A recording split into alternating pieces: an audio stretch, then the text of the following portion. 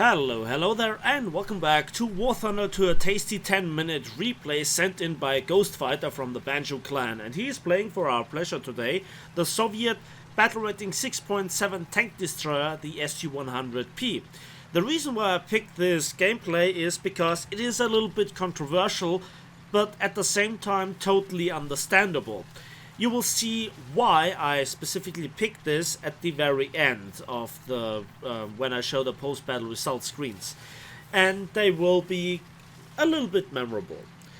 So the SU-100P. I personally absolutely enjoyed playing this tank and, stop grinding it, which I don't really enjoy in too many tanks because, you have to upgrade the gun, you have upgrade the mobility and so many things, so that the handling gets really great, so that you can really exploit the strengths of the tank.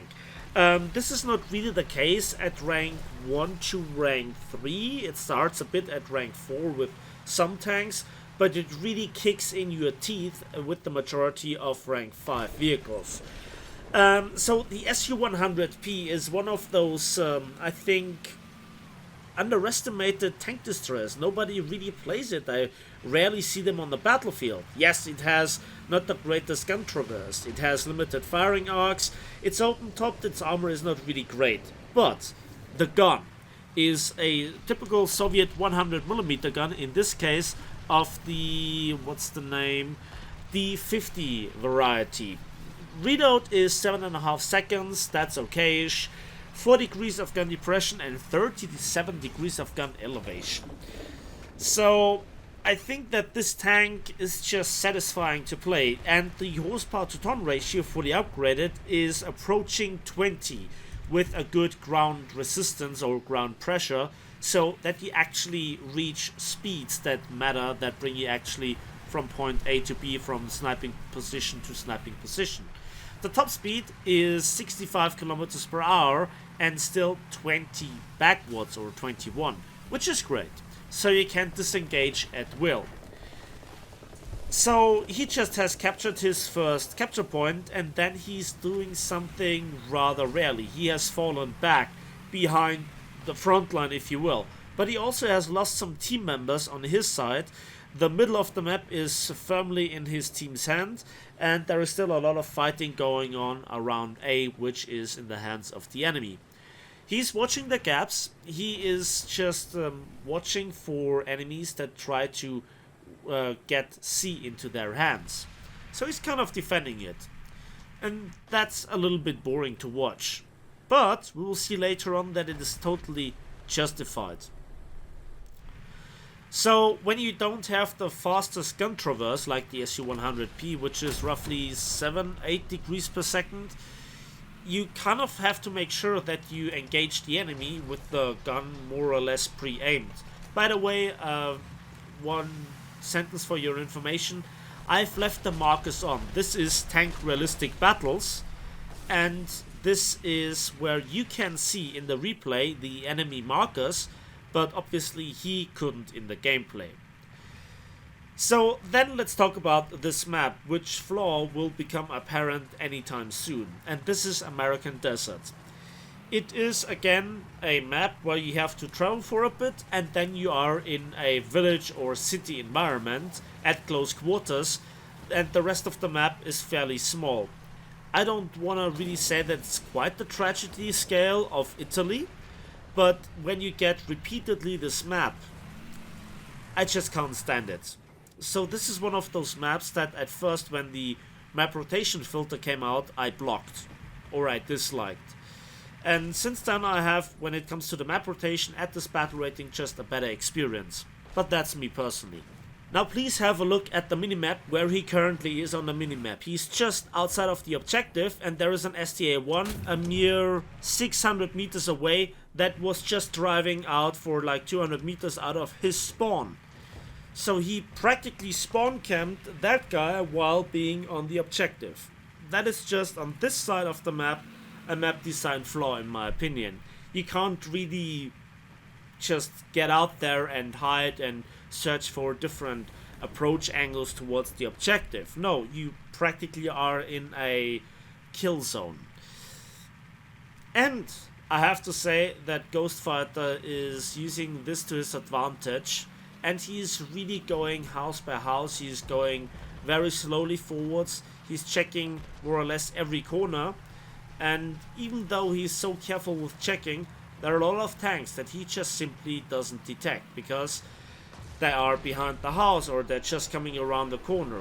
Talking about corner, there's the Panther D, and he punches with the stock APHE shell clean through the upper frontal plate, getting his third kill.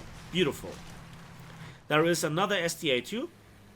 He aims for just under the turret and disaster strikes because the turret ring absorbs a lot of the damage, and that is not a kill, but it jams the turret ring and kills the driver, so the next shot going through a part of the roof of the house is actually giving him his fourth kill. A heat shell destroys half the house that he was just behind, and he uses the great, well, reverse speed to get out of there. So far, so good. Now we can see the M41, but I think for him the situation was unclear, so he actually went back, which is a smart decision. He has lost already one crew member. I don't know if it was to damage from that incoming shell or shrapnels from an artillery strike, not quite sure. So he's looking for the same spot again, and then we also can clearly see the marker of the Type 60.